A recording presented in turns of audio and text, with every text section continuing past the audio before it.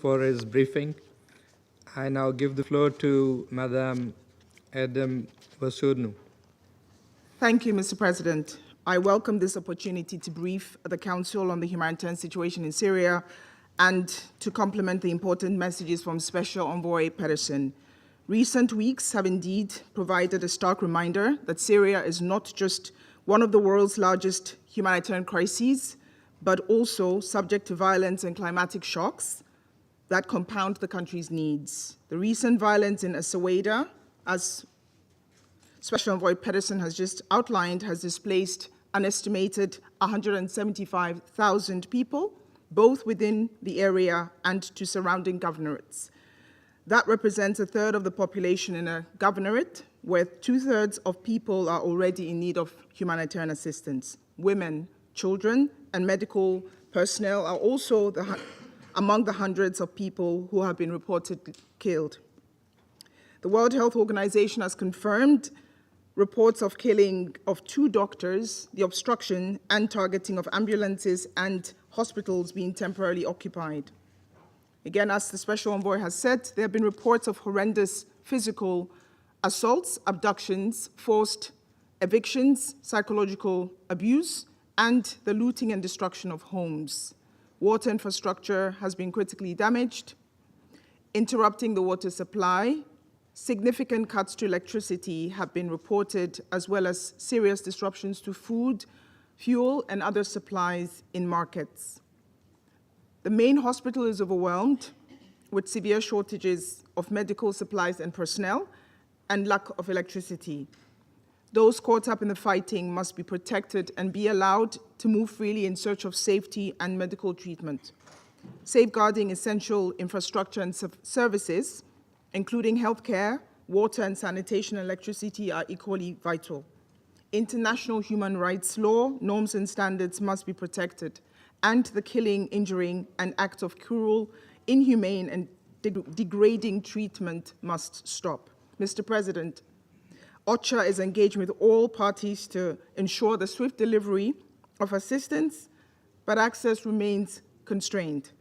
On 20 July, a 32-truck convoy from the Syria Arab Crescent reached Suweida, carrying aid provided by the World Food Programme and UNICEF, as well as other partners. A second SARC convoy with food, wheat flour, fuel, medicines, and health supplies, including from the UN, reached Suweida on 23rd July. A third such convoy, including fuel for hospitals and bakeries, food, surgical kits, and shelter supplies, has also arrived in Suweida today. First responders under the Ministry of Emergencies and Disaster Management and SARC have evacuated vulnerable people, including children and older people. Syrian authorities seek to send further teams to support health services and other response, but this has not yet been made possible. We continue to engage with our partners and the interim authorities, including through a government-led coordination cell, to gain direct access to Suweida as soon as security conditions allow. We urge all parties to facilitate expanded and sustained access for humanitarian assistance and personnel, including, of course, medical staff. In neighboring Daraa and in rural Damascus, the UN is working with SARC and NGO partners to deliver food, nutrition, health services, water, protection services, and other critical items to newly displaced people at reception centers.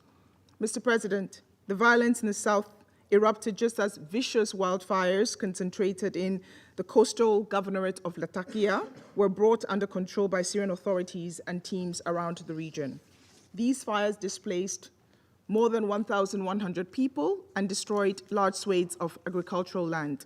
The UN and partners are providing a range of support, including bread and clean water and critical household items. Mobile teams provide health and nutrition services.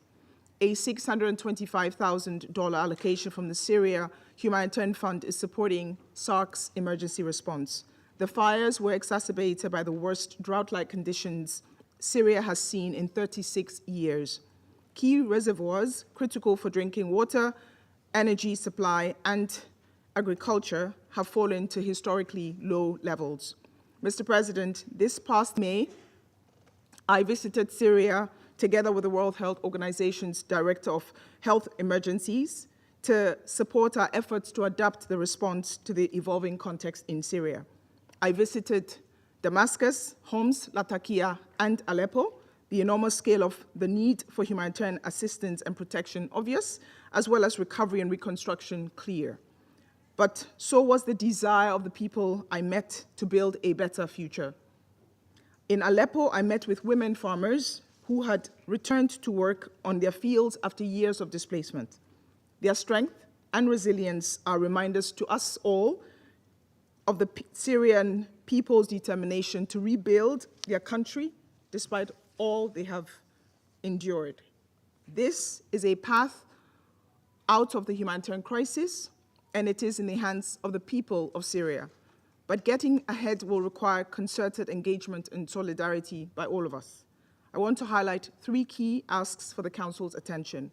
First, we need to ensure that people caught in areas of violence are protected, including aid workers.